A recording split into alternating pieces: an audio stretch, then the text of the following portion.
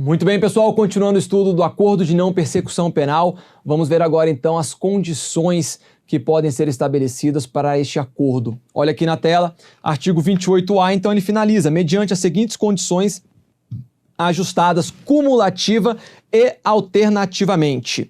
Primeiro, reparar o dano ou restituir a coisa à vítima, exceto na impossibilidade de fazê-lo. Então, pessoal, essa reparação do dano, lembrando que esse dano...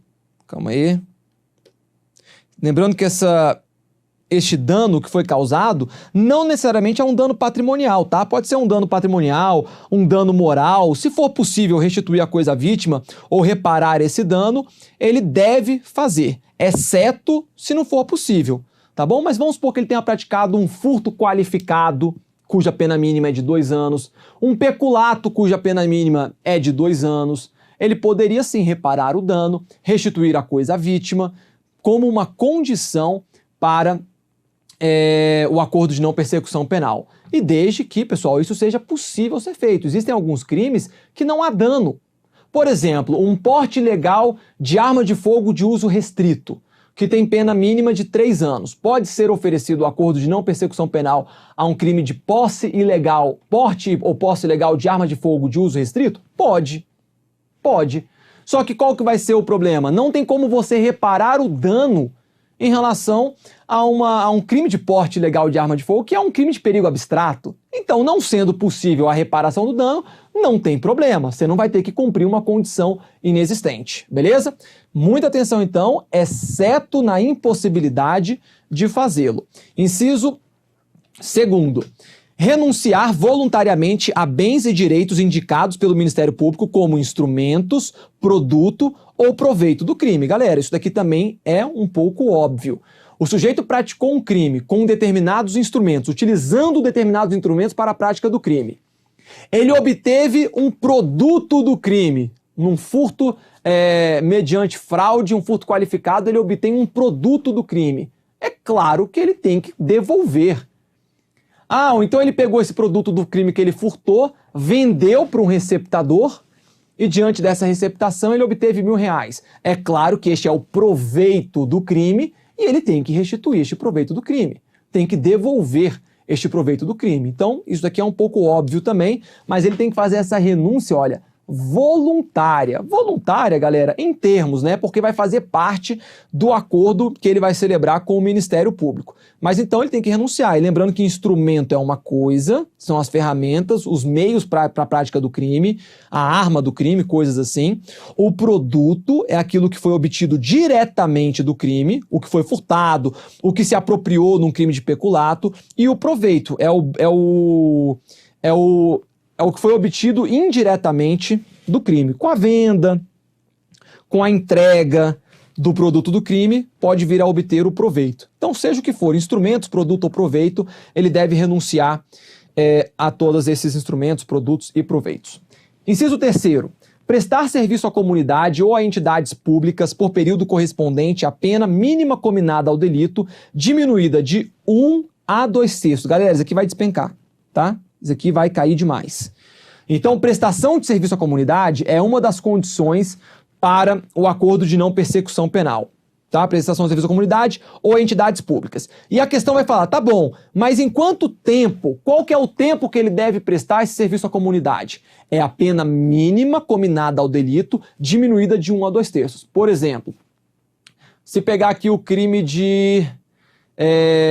receptação qualificada. Salvo engano, o crime de receptação qualificada, lá do artigo 180, parágrafo 1º, tem pena mínima de 3 anos. Tá bom? 3 anos. Pergunto a vocês, acordo de não persecução penal em face de um crime cuja pena mínima são 3 anos. Por quanto tempo o agente deverá prestar serviços à comunidade?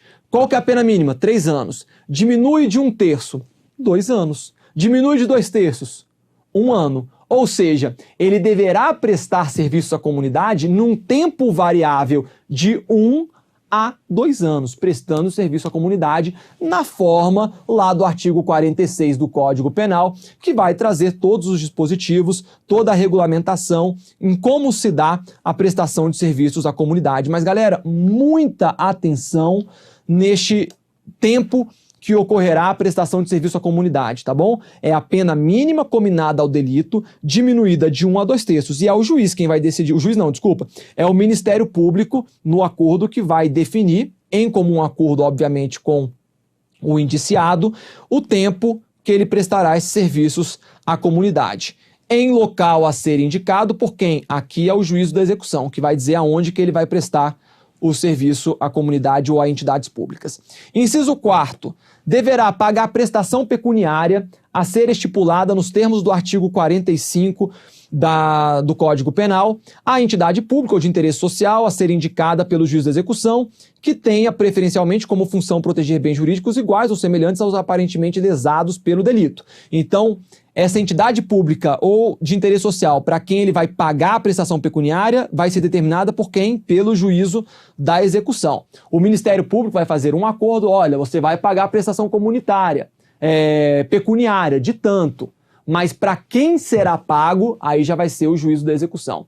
Érico, qual que é o valor dessa prestação pecuniária, de acordo com o artigo 45 do Código Penal? Varia de 1 a 360 salários mínimos. Cuidado, não confundam com a pena de multa, que nós temos os dias multa. Não. Aqui é a prestação pecuniária. Prestação pecuniária somente salários mínimos. Então, varia de 1 a 360 salários mínimos. Essa é a prestação pecuniária do artigo 45 do Código Penal e que pode ocorrer no acordo de não persecução penal. Beleza? Inciso 5º. Cumprir por prazo determinado outra condição indicada pelo Ministério Público, desde que proporcional e compatível com a infração penal imputada. Reparem, portanto, que o rol dessas condições é um rol exemplificativo. E algumas podem ser aplicadas no caso concreto, outras não são aplicáveis, como a gente viu no inciso 1º. E além disso, pode o Ministério Público estabelecer outras condições no acordo a ser formalizado. O inciso 5º, ele tem uma opção aqui residual, no sentido de que qualquer condição, desde que tenha relação com o fato e que seja necessária para a repressão e prevenção do crime, pode o Ministério Público propor isso no acordo de não persecução penal. Por exemplo, alguém que pratica diversos furtos qualificados em lojas de shopping. Vem o Ministério Público e, como parte desse acordo, fala, olha, você vai permanecer durante 3 anos, durante 2 anos, sem comparecer dentro de um shopping. É uma condição. O Ministério Público pode fazer isso? Pode. Tem relação com o crime que foi praticado? Tem. Então, o Ministério Público tem essa discricionariedade para determinar outras condições, ok? Muito importante saber disso daqui, vai ser cobrado também em prova. Logo, as condições do acordo, então, de maneira aqui objetiva para vocês, para ficar bonitinho, as condições do acordo de não persecução penal são: primeiro, reparação do dano ou restituição da coisa à vítima, quando possível. Segundo, renúncia a bens e direitos que configurem instrumentos, produto ou proveito do crime.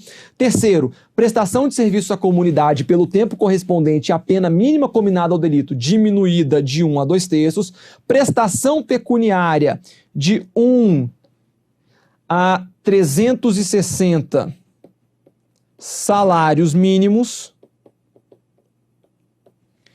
E quinto, qualquer outra condição imposta pelo Ministério Público, desde que proporcional e compatível com a infração praticada. Vamos em frente. Vamos agora, já tínhamos visto o parágrafo 1º, vamos agora para o parágrafo 2º. Importantíssimo. Galera, vocês vão me ouvir falar demais importantíssimo aqui nessa aula de acordo de não persecução penal, mas é porque assim, eu já consigo prever, tem muita questão boa aqui para o examinador fazer, muita questão boa. Tá? Então, essas questões aqui vão cair demais, vão cair demais. Acordo de não persecução penal, tudo, qualquer coisa que está nos seus parágrafos pode cair. A gente tem que conhecer muito bem a lei. Parágrafo 2º. O disposto no caput desse artigo não se aplica nas seguintes hipóteses. Então, agora eu quero saber aqueles delitos, aquelas situações que eu não posso aplicar, que eu não posso oferecer ao Ministério Público o acordo de não persecução penal. Quando que ele não pode oferecer? Claro que tem aqueles requisitos que nós já vimos no caput do artigo 28A, mas existem algumas situações específicas que, ainda que o crime esteja acobertado dentro daqueles requisitos do 28A, ainda assim não poderá ser oferecido o acordo de não persecução penal. Quais são essas situações? Inciso 1º, se for cabível transação penal de competência dos juizados especiais criminais nos termos da lei. Você vai anotar para mim aí agora o seguinte, então. Se por acaso estivermos diante de um crime de menor potencial ofensivo, a possibilidade de acordo de não persecução penal é mínima, é praticamente inexistente. Somente se não for possível a transação penal. Porque a transação penal ela vai ser aplicada e será concedida nos crimes de menor potencial ofensivo. Então, se o crime é de menor potencial ofensivo, crimes cuja pena máxima não seja superior a 2 anos, tem outro instituto despenalizador. Tem outro instituto da justiça negocial, da justiça negociada, que é a transação penal. Então, nesses casos, crimes de menor potencial ofensivo, eu não vou aplicar o acordo de não persecução penal, ok? Inciso 2º, se o investigado for reincidente ou se houver elementos probatórios que indiquem conduta criminal habitual, reiterada ou profissional, exceto se insignificantes as infrações penais pretéritas. Esse inciso 2º aqui ele é um pouco polêmico. A primeira parte não, tá? Então olha só, se o agente for reincidente, acabou. Vem comigo. Reincidente não cabe acordo de não persecução penal. Mas lembre-se que reincidente é aquele que já sofreu uma sentença penal condenatória transitada em julgado e que ele permanece nessa condição de reincidente se vier a praticar um novo crime nos 5 anos posteriores ao cumprimento ou extinção da pena. Passados 5 anos, ainda que ele já tenha sido condenado anteriormente por uma sentença condenatória transitada em julgado, ele não é considerado reincidente e a este caso poderia ser aplicado o acordo de não persecução penal. Mas se ele se encontra na situação de um reincidente, hoje ele é considerado reincidente quando ele praticou aquele delito, este novo delito não pode ser concedido a ele o acordo de não persecução penal. Beleza? Vamos lá. Ou se houver elementos probatórios que indiquem conduta criminal habitual. Galera, essa habitual, reiterada ou profissional são aquelas pessoas que dão a vida para o crime, tá bom? Que vivem na prática de condutas criminosas. Eu vou trazer um exemplo para vocês. Pessoas que integram organização criminosa. E o crime de integrar organização criminosa, lá do artigo 2º da Lei 2.850, sabe qual que é a pena mínima? 3 anos.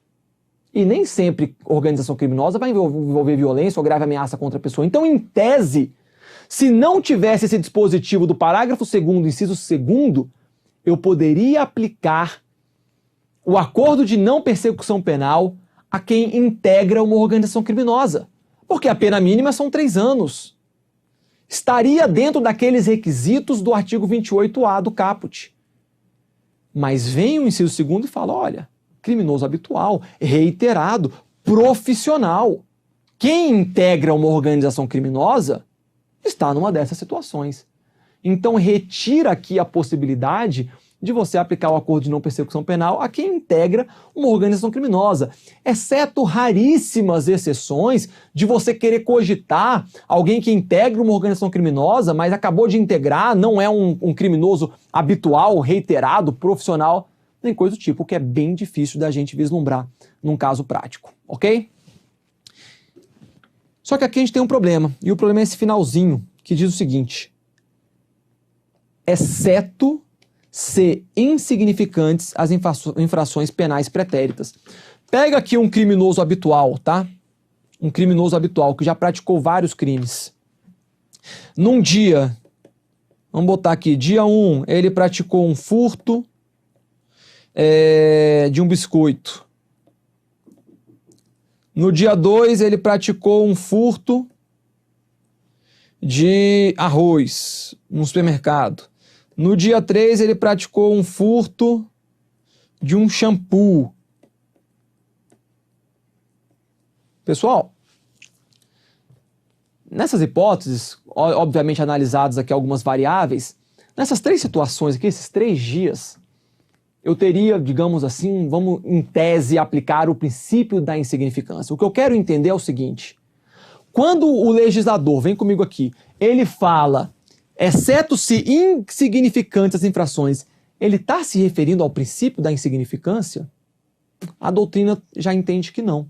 Ele não está falando do princípio da insignificância, porque quando aplica-se o princípio da insignificância, não há crime. Então, ainda que o agente tenha praticado um furto de biscoito, depois um furto de arroz, furto de shampoo, que foram condutas que se aplica o princípio da insignificância, na verdade, não houve furto, porque não há tipicidade material, não houve furto no segundo dia, não houve furto no terceiro dia. Eu nem poderia considerá-lo um criminoso habitual. Claro, pessoal, que há variáveis aqui. Eu não estou falando de uma forma absoluta. Eu estou falando simplesmente para que a gente entenda que quando o legislador ele se refere a insignificantes, ele não está se referindo ao princípio da insignificância. Leva a doutrina a acreditar, e o Ministério Público também nos seus congressos e nas suas resoluções, que se trata de uma insignificância relacionada a crimes de menor potencial ofensivo. Tá bom? Então, se por acaso o sujeito ele tem uma conduta criminal habitual, porque no dia 1 ele praticou uma ameaça, no dia 2 uma lesão corporal culposa, no dia 3 ele praticou uma injúria, poxa, o cara já praticou aqui 3 crimes. Em tese, eu não poderia oferecer o acordo de não persecução penal, mas calma lá, são 3 crimes insignificantes, são 3 crimes de menor potencial ofensivo. Esse é o entendimento aqui da legislação, tá bom?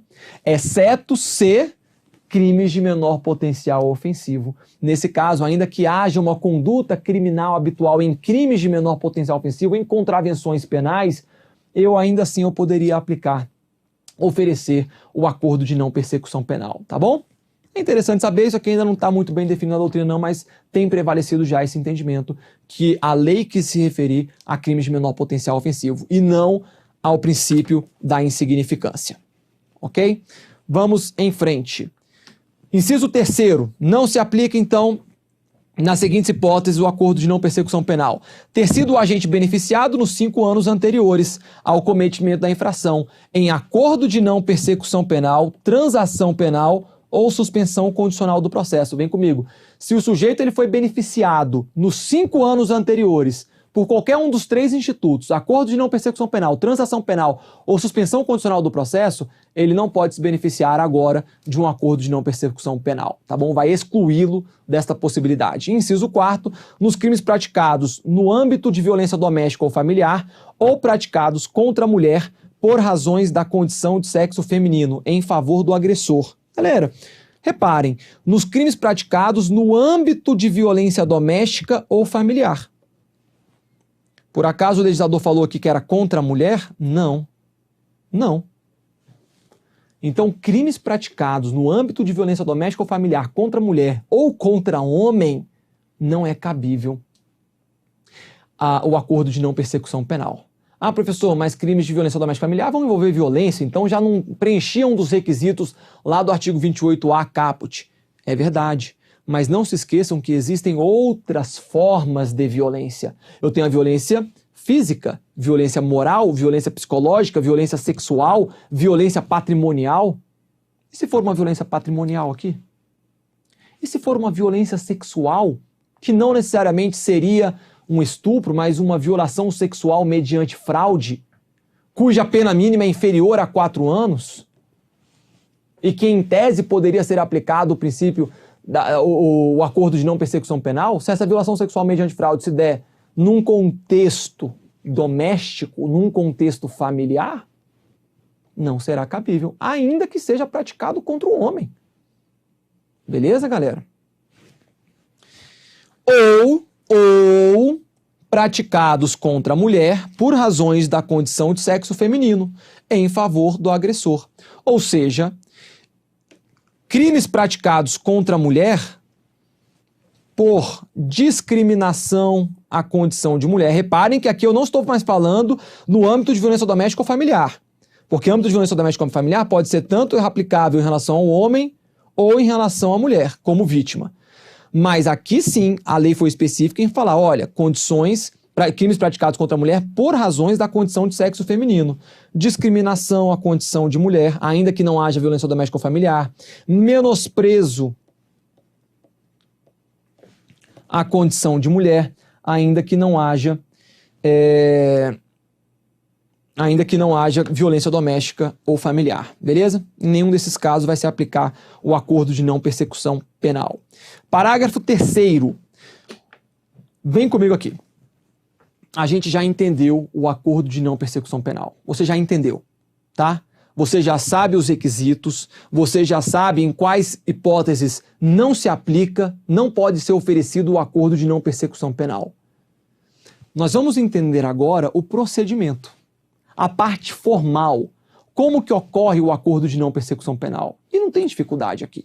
Olha só o parágrafo 3º. O acordo de não persecução penal será formalizado por escrito e será firmado por membro do Ministério Público, pelo investigado e por seu defensor. Ponto. E acabou. Galera, é um procedimento formal. Porque, cuidado, cada vez mais o direito processual penal, o processual civil e todos os direitos e todos os procedimentos apuratórios, eles têm se tornado cada vez mais vigentes à oralidade. Não é o caso do acordo de não persecução penal. Deve ser escrito. E ele é celebrado entre quem? Pessoal, duas partes. Ele é celebrado entre o Ministério Público e o indiciado, o investigado. Auxiliado, obviamente, assistido pelo seu advogado, pelo seu defensor, defesa técnica. Professor, cadê o juiz aqui? Não está o juiz aqui. O juiz ele vai participar depois da homologação, que a gente já chega lá. Mas o acordo, quais serão as condições para que haja esse acordo? Somente Ministério Público e indiciado ou investigado. Ok? Olha aqui. Então, o acordo de não persecução penal será formalizado por escrito e será firmado pelo membro do Ministério Público, pelo investigado e por seu defensor. Obrigatória a presença do defensor. Tá bom, galera? Parágrafo 4º. Para homologação do acordo de não persecução penal, será realizada a audiência na qual o juiz deverá verificar a sua voluntariedade por meio da oitiva do investigado e na presença do seu defensor e sua legalidade. Então, reparem, o acordo é celebrado entre Ministério Público e investigado assistido pelo seu defensor. Vem o juiz agora, finalizado o acordo, é submetido ao juiz e o juiz vai celebrar uma audiência, obrigatória essa audiência, para homologar o acordo. E nessa audiência o juiz tem que verificar duas coisas, a voluntariedade.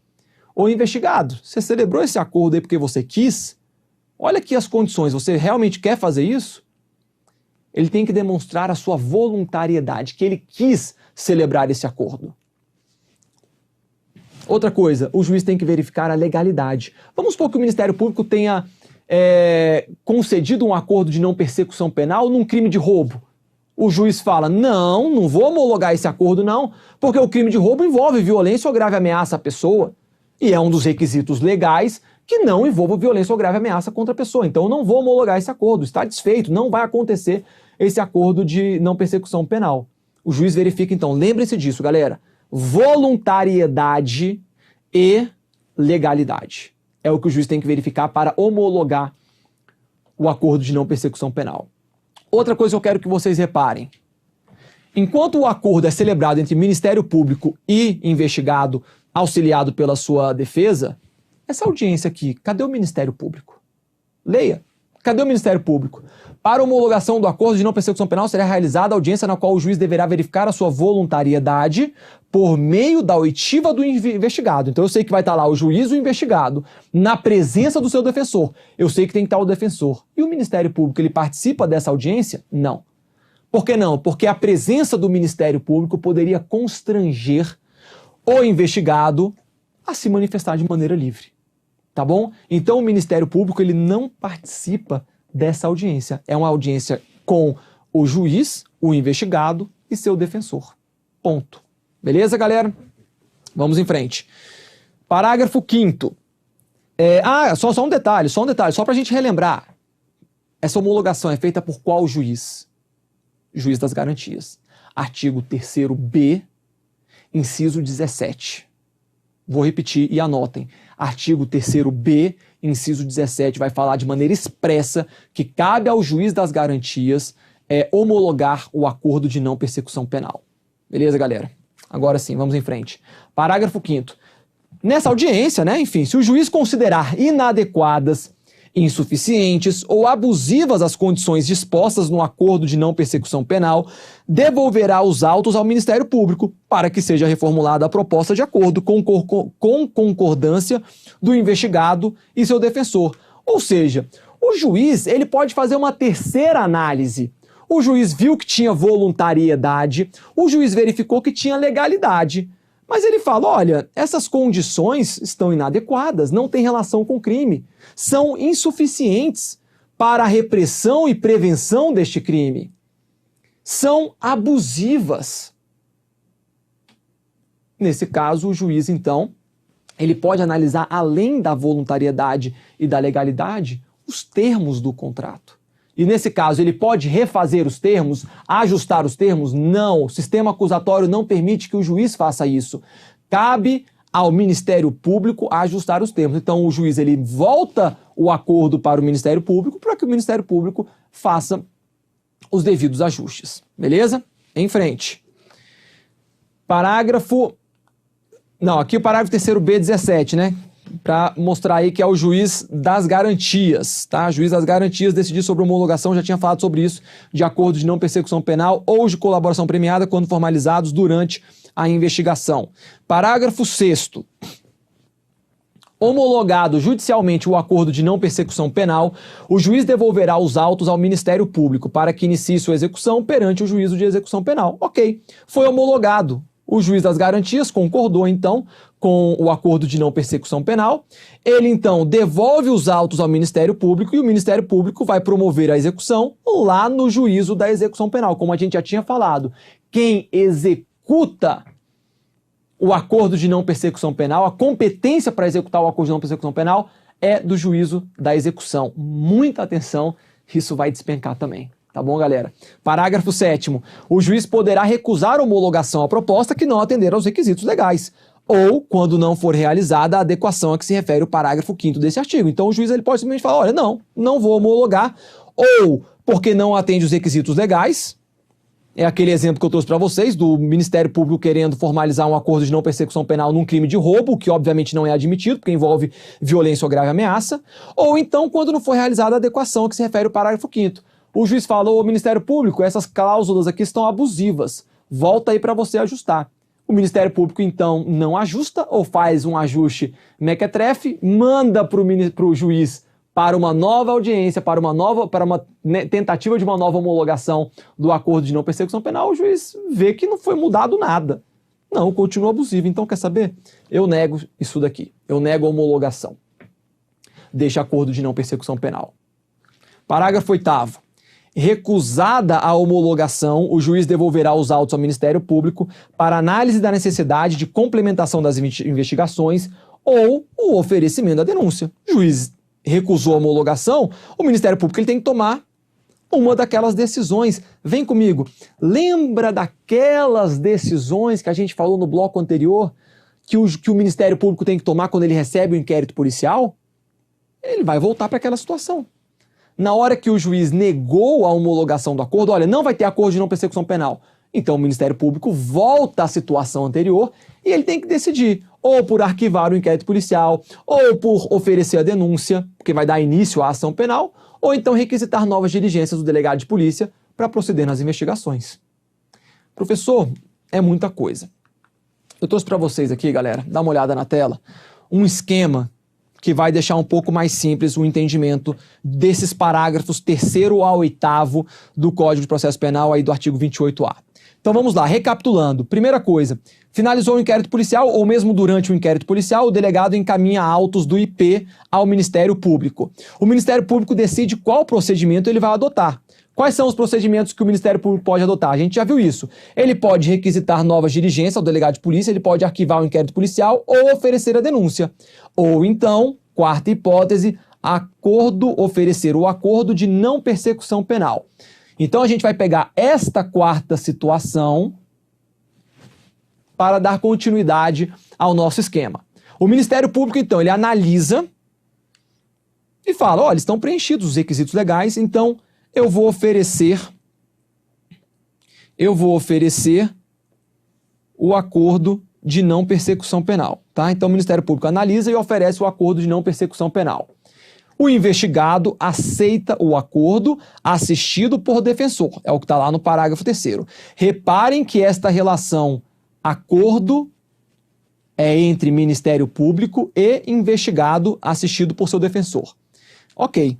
Diante deste acordo, tem que ser levado ao juiz, ao Poder Judiciário, para a análise da voluntariedade e da legalidade. Então, o juiz designa a audiência, parágrafo 4º, para verificar voluntariedade e legalidade. E diante dessa análise, diante dessa audiência, o juiz ele adota uma das seguintes providências. Primeira providência, ele pode homologar o acordo. E se ele homologar o acordo, o juiz vai devolver os autos ao Ministério Público, para o Ministério Público executar o acordo junto ao juízo da execução penal.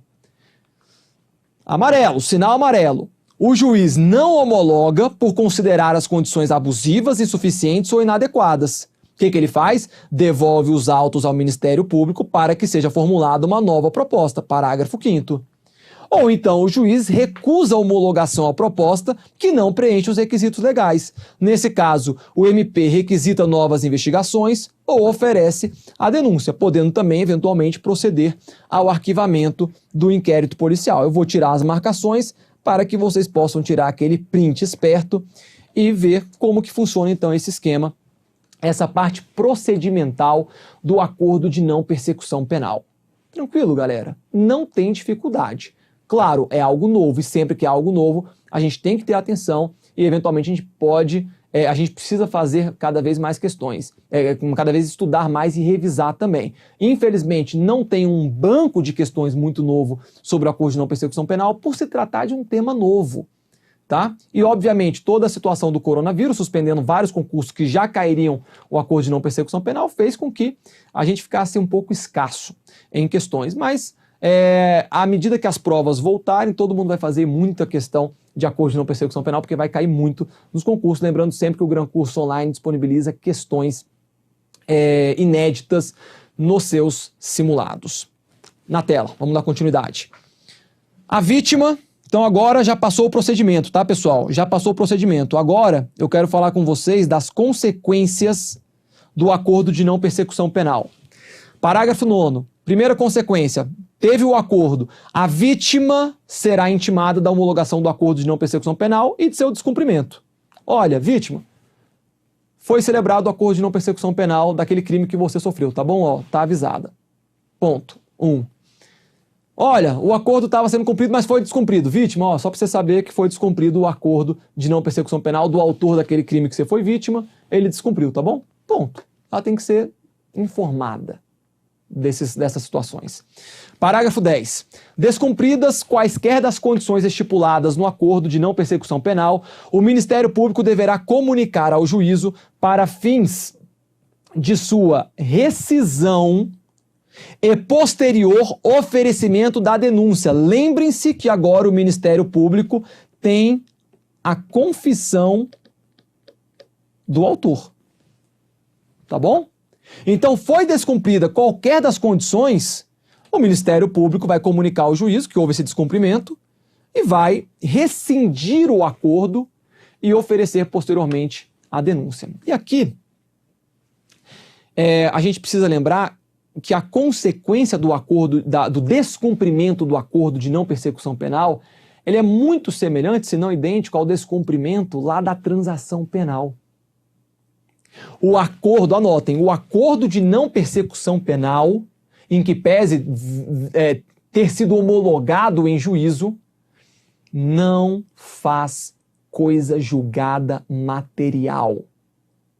Logo, diante do descumprimento do acordo de não persecução penal, retorna-se à situação anterior e o Ministério Público pode perfeitamente oferecer a denúncia. Súmula vinculante 35 do STF vai falar isso exatamente em relação à transação penal. Descumpridas suas cláusulas, retoma-se a situação anterior, possibilitando ao Ministério Público a continuidade da persecução penal mediante o oferecimento de denúncia ou requisição de inquérito policial. Podem trocar transação penal por acordo de não persecução penal, troquem o artigo 76 por artigo 28A do CPP e você vai ter aí a consequência do descumprimento do acordo de não persecução penal, ok? Galera, vem comigo. O sujeito está lá cumprindo o acordo de não persecução penal e está passando tempo, está passando tempo, está passando tempo. E aí depois que ele já finalizou o acordo de não persecução penal, demorou tanto tempo, mas ele, na verdade, ele descumpriu o acordo de não persecução penal, já quase no final, o crime prescreveu. E aí, como é que fica essa história? Eu começo a cumprir o acordo de não persecução penal, depois eu descumpro o acordo. Ah, o crime já prescreveu mesmo, então vou descumprir o acordo de não persecução penal porque não vai dar nada para mim. Seria assim.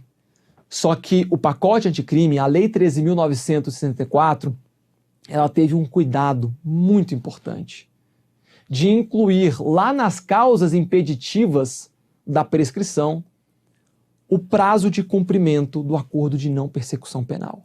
Então, durante o cumprimento do acordo de não persecução penal, não corre a prescrição do delito. Atenção a isso. Olha aí na tela.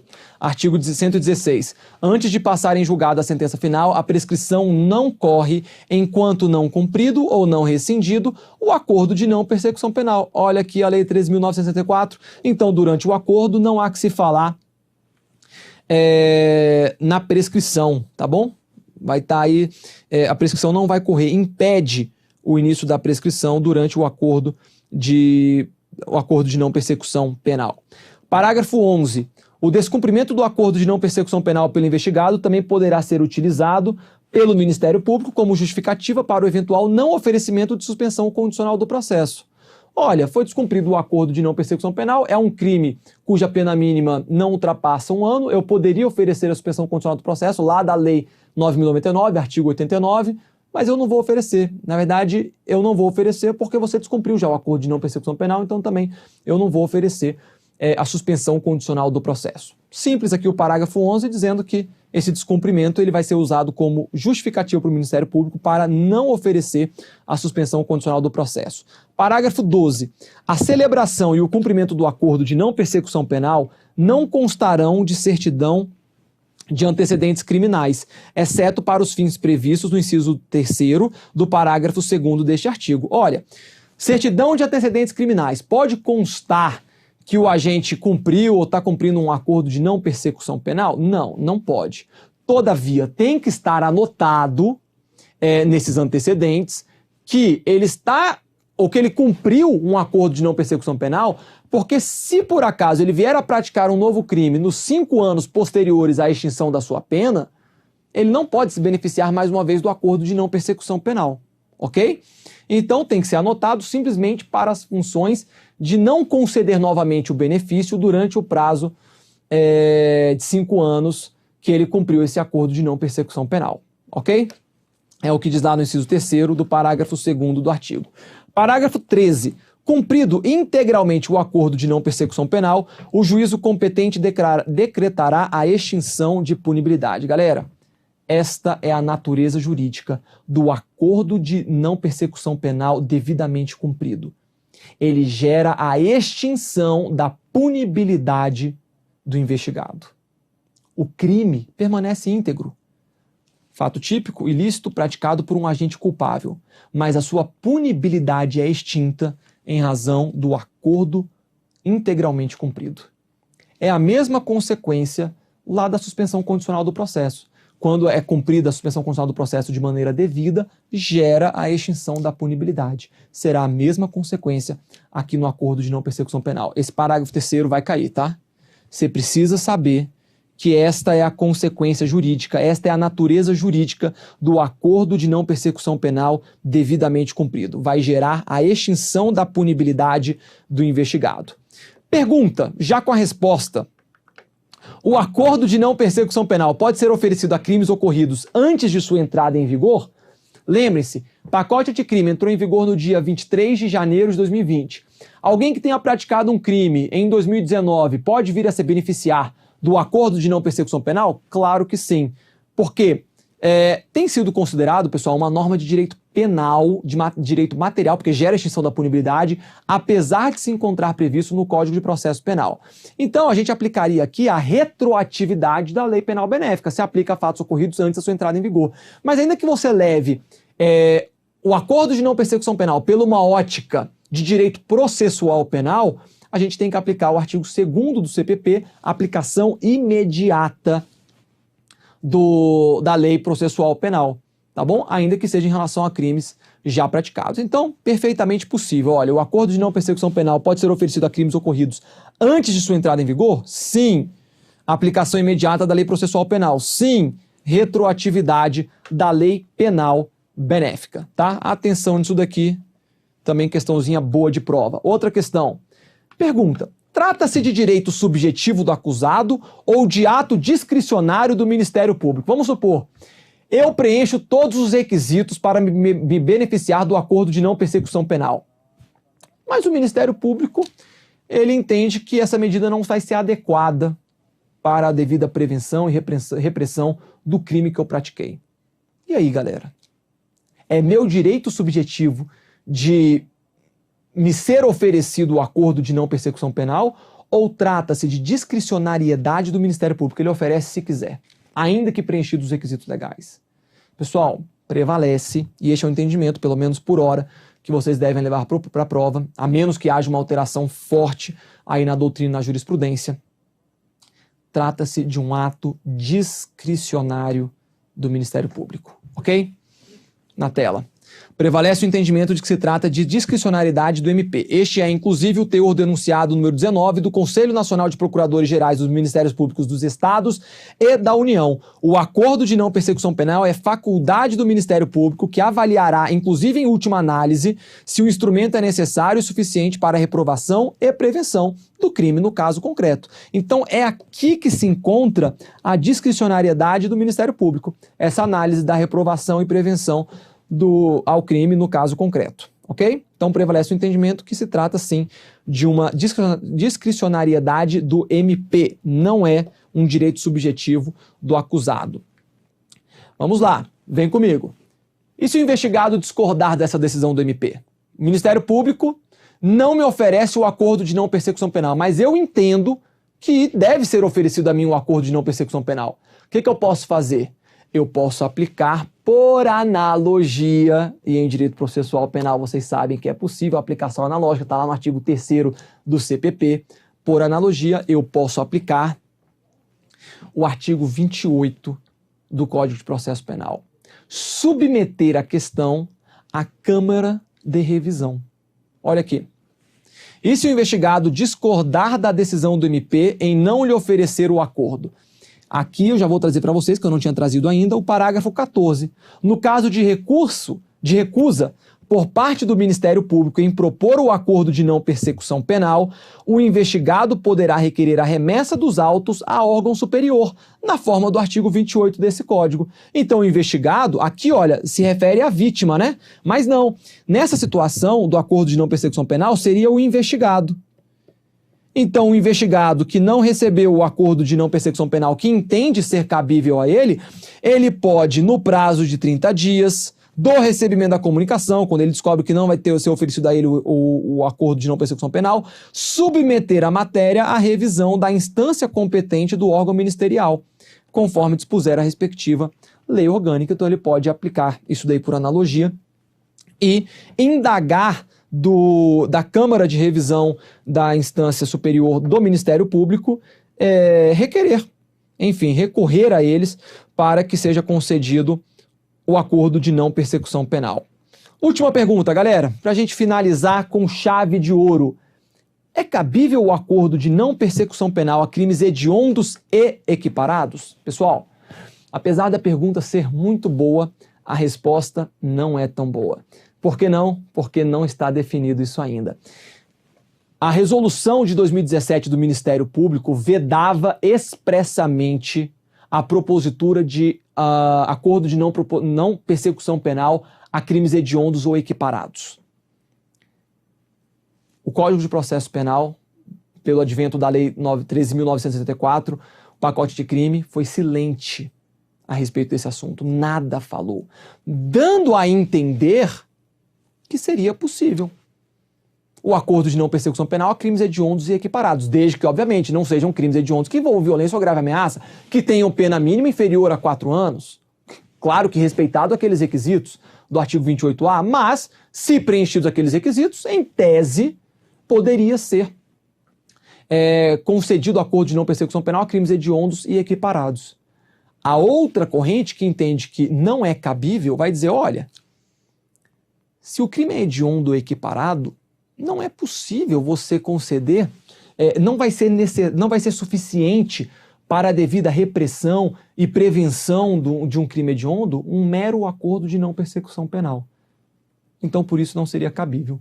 O STF ele tem sido muito benéfico com relação a crimes hediondos, mas a gente vai ter que esperar uma posição mais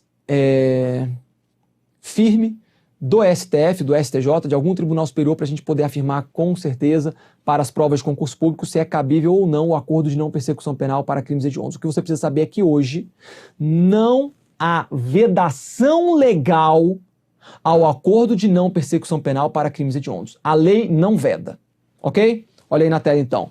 É cabível o acordo de não persecução penal a crimes hediondos ou equiparados? A resolução 181 de 2017 do CNMP expressamente negava o acordo de não persecução penal aos crimes hediondos e equiparados, mas a Lei 13.974 foi silente. Diante disso, surgiram 2 posicionamentos. Primeiro, é vedado o acordo a crimes hediondos ou equiparados, pois o acordo de não persecução penal não seria suficiente para a reprovação e prevenção do crime. Por outro lado, outro posicionamento diz, é permitido o acordo a crimes hediondos, pois não há vedação legal. Saiba, portanto, que não há vedação legal no Código de Processo Penal para aplicação do acordo de não persecução penal a crimes hediondos. Beleza, pessoal?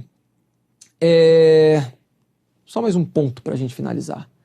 Existe o acordo de não persecução civil, tá? Que também foi trazido pelo pacote de crime, mas ele é aplicável lá na Lei de Improbidade Administrativa, artigo 17, parágrafo 1º. As ações que trata este artigo admitem a celebração de acordo de não persecução civil nos termos dessa lei. Então só cuidado para não confundir, tá bom?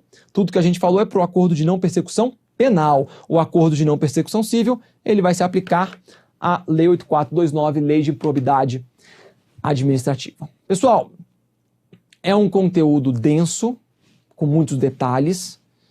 Atenham-se ao que está escrito na lei, pelo menos nos próximos anos. Depois de alguns anos, quando surgir uma jurisprudência, uma doutrina mais sedimentada sobre o assunto, temos que ampliar cada vez mais o conhecimento. Mas, por enquanto, as questões de prova, para não se envolverem em polêmicas, como, por exemplo, se é possível ou não crimes hediondos em acordo de não persecução penal a crimes hediondos, pode até vir a ser cobrado, mas seria um pouco polêmico aí da parte da banca. Eu acredito que elas vão preferir cobrar o que se encontra expressamente em lei. Beleza? Então, bons estudos, dedicação. Até a próxima.